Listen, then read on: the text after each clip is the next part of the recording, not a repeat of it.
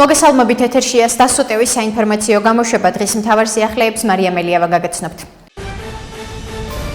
საქართველოს პრემიერ-მინისტრი ირაკლი კობახიძე ანტალიის დიპლომატიის ფორუმში მიიღებს მონაწილეობას. ამ შესახებ ინფორმაციას საქართველოს მთავრობის ადმინისტრაცია ავრცელებს. პრესამსახურის თანახმად მთავრობის მეთაური ანტალიის დიპლომატიის ფორუმის გახსნით სესიას დაესწრება. დაგეგმილია ირაკლი კობახიძის სიტყვით გამოსვლა ლიდერთა პანელურ დისკუსიაზე, რომლის მთავარი თემაა მომავლის განსაზღვრა და რისკების მართვა. ვიზიტის ფარგლებში პრემიერ-მინისტრი ასევე გამართავს ორმხრივ შეხვედრებს. კობახიძე ანტალიაში დელეგაციასთან ერთად გაემგზავრა, რომლის შემადგენლობაში საქართველოს საგარეო საქმეთა მინისტრი ბოჭორიშვილი და მთავრობის ადმინისტრაციის უფროსი ლევან ჟორჟოლიანი არიან. სასამართლოს ხდომაზე ბრალდების მხარემ გამოიკულია არაერთი მტკიცებულება და იკითხა არაერთი დაზარალებული, რომელთაც ფიზიკური ზიანი მიადგათ ჯგუფური ძალადობის შედეგად. ასევე დაიკითხნენ ის პირები, რომლებსაც ქონებრივი ზიანი მიადგათ განხორციელებული დანაშაულებრივი ქმედებების შედეგად. ამის შესახებ 4 ოქტომბრის საქმის პროკურორმა ვაჟა თოდუამ სასამართლოს ხდომის დასრულების შემდეგ ჟურნალისტებს განუცხადა. თოდუას თქმით, ბრალდების მხარეს მიაჩნია, რომ აღნიშნული მტკიცებულებების საფუძველზე მოსამართლე ბრალდებულების მიმართ გამამტყუნებელ განაჩენს გამოიტანს. დღევანდელ სასამართლოს ხდომაზე ბრალდების მხარემ წარმოადგინა დასკვნითი სიტყვა და ადასტურა მტკიცებულებებით, რომ ადგილი ჰქონდა სტრატეგიული ობიექტის ხელში ჩაგდების მცდელობას, ასევე კონსტიტუციური წყობილების ძალადობით შეცვლისკენ მოწოდებას და ჯგუფურ ძალადობრივ მოქმედებას. ყველა აღნიშნული მტკიცებულება ადასტურებდა ბრალდებას და ჩვენ მიგვაჩნია, რომ სასამართლო გაითვალისწინებს ყველა მტკიცებულებას, რაც არის წარდგენილი და თითოეული ბრალდებულის მიმართ გამოიტანს გამამტყუნებელ განაჩენს, განაცხადა ვაჟა თოდუამ. საქართველოს იუსტიციის მინისტრი პაატა სალია პოლიტიკის საკითხებში გაეროს გენერალური მდივნის მოადგილე გაი რაიდერს შეხვდა. როგორც იუსტიციის სამინისტროს მიერ გავრცელებულ ინფორმაციაშია ნათქვამი, შეხვედრაზე მხარეებმა საქართველოსა და გაეროს შორის არსებული თანამშრომლობის ძირითადი მიმართულებები და მისი შემდგომი გახმოვების შესაძლებლობები განიხილეს. საუბრისას აღენიშნა, რომ თანამედროვე გლობალური გამოწვევების პირობებში განსაკუთრებული მნიშვნელობა ენიჭება კოორდინირებულ საერთაშორისო თანამშრომლობას. პაატა სალიამ გაი რაიდერი გაეროს საჯარო სერვისების ფორუმზე მოიწვია, რომელიც თბილისში 25 ივნისის გაიმართება. აღნიშნულია ინფორმაციაში. შეხვედრას ესწრებოდნენ იუსტიციის მინისტრის პირველი მოადგილე ბექა ძამაშვილი, იუსტიციის მინისტრის მოადგილე ლანა მორგოშია, იუსტიციის სამინისტროს წარმომადგენლები და გაეროში საქართველოს მუდმივი წარმომადგენლის მოადგილე. საქართველოს დელეგაცია აშშ-ში გაეროს ორგანიზებით მიმდინარე ექსპერტთა კომისიის ხდომაში მონაწილეობის მიზნით იმყოფება. საქართველოს საგარეო საქმეთა მინისტრმა მაკა ბოჭორიშვილმა მიიღო ვაიმარის სამკუთხედის ქვეყნების წარმომადგენლები. საფრანგეთის ევროპისა და საგარეო საქმეთა სამინისტროს კონტინენტური ევროპის დირექტორი ბრის როკეფეი, გერმანიის საგარეო საქმეთა ფედერალური სამინისტროს აღმოსავლეთ ევროპის, კავკასიის და ცენტრალური აზიის დეპარტამენტის დირექტორი ნიკლას ვაგნერი და პოლონეთის საგარეო საქმეთა სამინისტროს გაფართოებისა და აღმოსავლეთ სამეზობლო პოლიტიკის დეპარტამენტის დირექტორის მოადგილე მიხაილ გიერგონი. საქართველოს საგარეო საქმეთა სამინისტროს ცნობით შეხვედრისა საუბარი შეეხო საქართველოსა და ევროკავშირის ურთიერთობებს, ასევე ორმხრივი თანამშრომლობის აქტუალურ საკითხებს. მხარეებმა ასევე განიხილეს რეგიონში არსებული ვითარება და ამ კონტექსტში ხაზი გაუსვეს სტაბილურობისა და უსაფრთხოების მნიშვნელობას. ჩვენ რომ ბრიუსელისთვის დაგვეჯერებინა დღეს ეკონომიკურად დანგრეულები და დიდი ალბათობით კიდევ ერთი ომგადატანილი ქვეყანა ვიქნებოდით. ამის შესახებ საქართველოს პარლამენტის თავმჯდომარე ჟალვა პაპუაშვილმა საერთაშორისო სავალუტო ფონდის პროგნოზთან დაკავშირებით დასმული შეკითხვის საპასუხოდ განაცხადა. პაპუაშვილმა აღნიშნა, რომ არსებული პოლიტიკა სწორედ დამოუკიდებლობის შედეგია, რომ ხელისუფლება გადაწყვეტილებებს საკუთარი ხალხის ინტერესებიდან გამომდინარე იღებს. პროგნოზები აჩვენებს ერთ რამეს, რამდენად სწორად მოქმედებს საქართველოს ხელისუფლება. მოქმედებს საკუთარი ხალხის ინტერესებით და არა სხვა ქვეყნების, მათ შორის ბრიუსელის. კიდევ ერთხელ ხაზგასმით ვიტყვი ჩვენ, რომ ბრიუსელისთვის დაგვეჯერებინა დღეს ეკონომიკურად დანგრეულები ვიქნებოდით. დიდი ალბათობით კიდევ ერთი ომგადატანილი ქვეყანა ვიქნებოდით, განაცხადა პაპუაშვილმა. ერთიანი და მომავალზე ორიენტირებული პარტნიორობის სადემონსტრაციოდ ევროკავშირის ელჩი საქართველოში პაվել ჰერჩინსკი ევროკავშირის წევრი ქვეყნების ელჩებთან და დიპლომატებთან ერთად ბოლნიცის მუნიციპალიტეტში იმყოფებოდა. ამის შესახებ ნათქვამია ინფორმაციაში, რომელსაც საქართველოში ევროკავშირის წარმომადგენლობა ავრცელებს.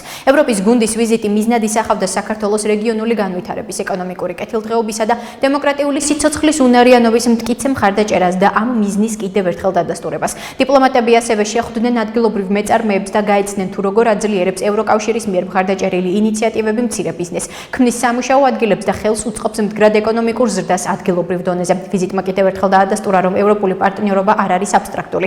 ის თვალსაჩინოა საქართველოს ყოველდღიურ ცხოვრებაში. ანალიტიკური ორგანიზაციის GeoCase თავმჯდომარისა და საზოგადოებრივი მოძრაობის ჯერ საქართველოს თანადამფუძნებელ ვიქტორ ყიფიანის განცხადებით ვაიმარის სამკუთხედის ქვეყნების დელეგაციასთან შეხვედრაზე ურთიერთობაზე, მეგობრობაზე, პარტნიორობასა და მომავალზე ისაუბრეს. ამის შესახებ ყიფიანმა ჟურნალისტებს განუცხადა, სხვა მხრივ დამსწრა საზოგადოებისგან აინტერესებდა შეფასებები ქვეყანაში მიმდინარე პროცესებზე, როგორც შიდა პოლიტიკურზე, მათ შორის ევროპასთან თანამშრომლობის აღდგენის პერსპექტივებზე. ამაზე საუბარი იყო და მივაწოდეთ ჩვენი აზრი. ყველამ ვიცით რა გვჭირს, ყველანი მოწმეები ვართ რა ხდება ქვეყანაში. თუ საუბარია ევროპასთან გზების აღდგენაზე, ამის წინაპირობა უნდა იყოს ქართული შიდა პოლიტიკური პროცესის განორმალურება. რაც ხდება, იმას უნდა დაერქვას პოლიტიკა. განაცხადა ვიქტორ ყიფიანმა.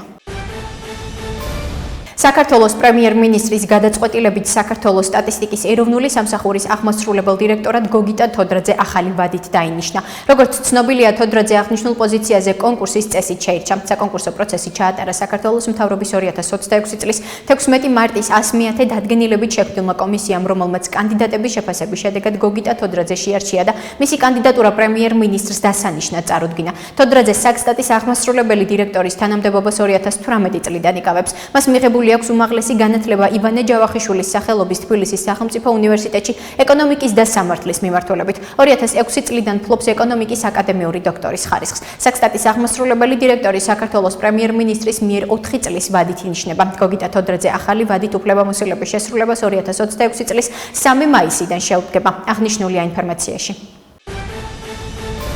პროკურატურამ განსაკუთრებით დიდი ოდენობით ნარკოტიკული საშუალების უკანონო შეძენა, შენახვის და რეალიზაციის ხელშეწყობის ფაქტზე ერთ პირს ბრალდება წარუდგინა. პროკურატურის ინფორმაციით საქართველოს შინაგან საქმეთა სამინისტროს მიერ ჩატარებული გამოძიებით დადგინდა, რომ ბრალდებული სოციალური ქსელების საშუალებით დაუკავშირდა გამოძიებით დაუდგენელ პირს და საქართველოს ტერიტორიაზე განსაკუთრებით დიდი ოდენობით ნარკოტიკული საშუალების რეალიზაციაში ხელშეწყობას დაჰყვირდა. სამართალდამცველებმა განსაკუთრებით დიდი ოდენობით ნარკოტიკული საშუალებები თბილისისა და რუსთავის რამდენიმე ადგილიდან ამოიღეს. პროკურატურის შუამდგომლობის საფუძველზე ბრალდებულს აღკვეთის ღონისძიების სახით პატიმრობა შეეფარდა. აღნიშნულია ინფორმაციაში.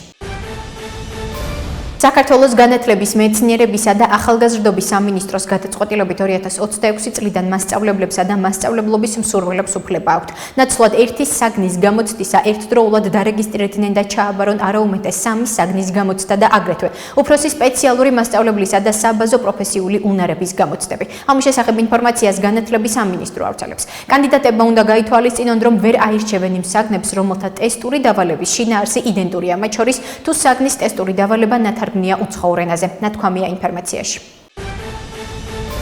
ინვესტორების მხრიდან ინტერესი მზარდია და ვიმედოვნებთ, რომ ბევრ ახალ ინვესტორს ვიხილავთ ჩვენს ბაზარზე. ამის შესახებ საქართველოს ეროვნული ბანკის პრეზიდენტმა ნათია თურნამმა ვაშინგტონში საერთაშორისო სავალუტო ფონდისა და მსოფლიო ბანკის საგაზაფხულო შეხვედრების ფარგლებში საერთაშორისო ინვესტორებთან გამართული შეხვედრის შემდეგ განაცხადა, მისივე თქმით, ინვესტორებისთვის მიმზიდველია საქართველოს სტაბილურობა, მაღალი ეკონომიკური ზრდა, მართვადი ინფლაციური პროცესები, ფისკალური და მონეტარული პოლიტიკა. თურნამას განმარტებით, დღევანდელი გლობალური გაურკვევლობისა და გეოპოლიტიკური რისკების პირობებში საქართველოს ეკონომიკურ ბალანს გონივრული მონეტარული და ფისკალური პოლიტიკის დამსახურებით ინარჩუნებს, რასაც საერთაშორისო სავალუტო ფონდისა და სხვა საერთაშორისო ორგანიზაციების შეფასებებიც ადასტურებს.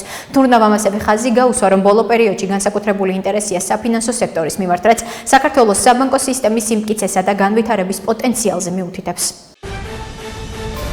2010 წლის 1 სექტემბრამდე 4 წლიანი უმაღლესი საგანმანათლებლო პროგრამების დასრულების შედეგად გაცემული დიპლომის შესაძლოა მაგისტრის ხარისხთან გათანაბრდეს. ცვლილებები დაგეგმილია უმაღლესი განათლების შესახებ კანონში, რომლის ავტორიც განათლების სამინისტროა. დღეს მოქმედი კანონით 2010 წლის სექტემბრამდე 4 წლიანი პროგრამების დასრულების შედეგად მიღებული დიპლომი ბაკალავრის ხარისხს, ხოლო 5 წლიანი ერთსაფეხურიანი პროგრამების დასრულების შედეგად გაცემული დიპლომები მაგისტრის ხარისხს უთანაბრდება.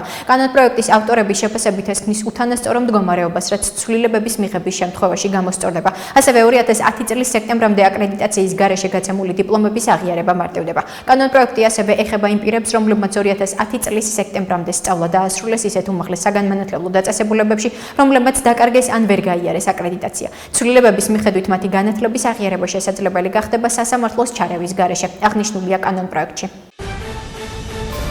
ახლა კი გაგაცნობთ უცხოეთის სიახლეებს. გაერთიანებული სამეფოსა და საფრანგეთის ლიდერები კირ სტარმერი და ემანუელ მაკრონი მსოფლიო ლიდერების ვირტუალურ შეხვედრას უმასპინძლებენ, რომელზედაც ჰორმუზის სრუტის ხელახლა გახსნის საკითხს განიხილავენ.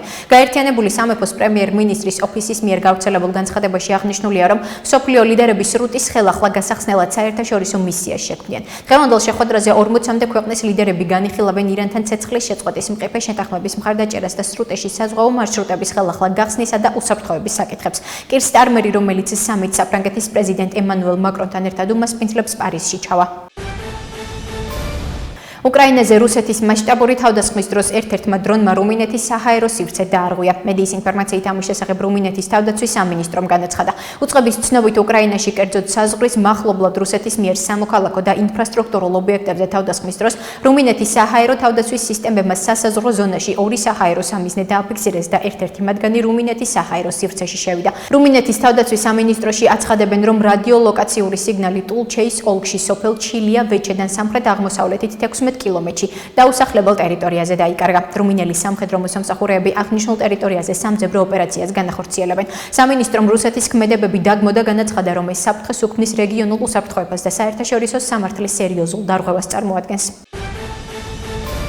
ბელგიამ უკრაინისთვის მილიარდი ევროს ოდენობის ახალი სამხედრო დახმარების პაკეტის გამოყოფის შესახებ გამოაცხადა. ამის შესახებ ნატოს გენერალურმა მდივანმა მარკ რუტემ ჩეხეთში ვიზიტის დროს გამართულ პრეს-კონფერენციაზე განაცხადა. უკრაინასთან დაკავშირებით მივესალმებით ჩეხეთის ხელმძღვანელობით დაწყებული საბრძოლო მასალის ინიციატივის წინსვლას. ეს რეალურ ცვლილებებს იწვევს. უკრაინაში 4 მილიონზე მეტი ვაზნა ჩავიდა, აღნიშნა რუტემ. მან ქვეყნებს მოუწოდა ინიციატივის დაფინანსება გააგრძელონ, რათა უკრაინამ რუსების შესაკავებლად საჭირო საბრძოლო მასალა მიიღოს. რუტეს თქმით, წინა დღეს ბერლინში იმყოფებოდა, რათა ნატოს მოკავშირეებთან და პარტნიორებთან განიხილათ, როგორ უნდა გაგრძელდეს იმის უზრუნველყოფა, რომ უკრაინამ საჭირო დახმარება მიიღოს. ის აგრძელებს ტერორის გავრცელებას, ციდან კლავს და აზიანებს უდანაშაულო მშვიდობიან მოსახლეობას. უკრაინას ჩვენი დახმარება სჭირდება რუსეთის წინააღმდეგ ბრძოლისთვის, მშვიდობის უზრუნველსაყოფად ძლიერ პოზიციაში ყოფნისთვის და ასევე ნებისმიერი მომავალი აგრესიის შესაკავებლად, აღნიშნა რუტემ. საქართველოს ევროკავშირში გაწევრიანება და რუსეთის წინააღმდეგ სანქციებთან შეერთება მძიმე დარტყმას მიაყენებს მის ტურისტულ ინდუსტრიას და დააკარგინებს შეღებათიან სავაჭრო ურთიერთობას რუსეთთან და დსთ-ს ქვეყნებთან. ამის შესახებ რუსეთის საგარეო საქმეთა სამინისტროს ოფიციალურმა წარმომადგენელმა მარია ზახაროვამ განაცხადა. მან ასევე აღნიშნა, რომ რუსეთი არის ერთ-ერთი მთავარი და სანდომიმწოდებელი საქართველოსთვის ნავთობპროდუქტებისა და ბუნებრივი გაზის მიმართულებით. ევროკავშირში გაწევრიანება ასევე ნიშნავს იმას, რომ საქართველო დაკარგავს შეღებათიან სავაჭრო რეჟიმს რუსეთთან და დსთ-ს ქვეყნებთან, რომლებიც მისთვის მთავარი საექსპორტო ბაზრებია და ზინა ზახაროვამ. ასევე ზახაროვას თქმით, საქართველოს მიერ რუსეთის წინააღმდეგ სანქციებთან შეერთება გამოიწვევს რუსეთთან ავიამიმოსვლის შეწყვეტას. ამასთან მისი თქმით, რუსეთს მოუწევს საქართველო არამეგობრული ქვეყნების სიაში შეიყვანოს თუ ქვეყანა ევროკავშირში გაწევრიანდება. ასეთი იყო მიმდინარე სიახლეები მომავალ შეხვედრამდე.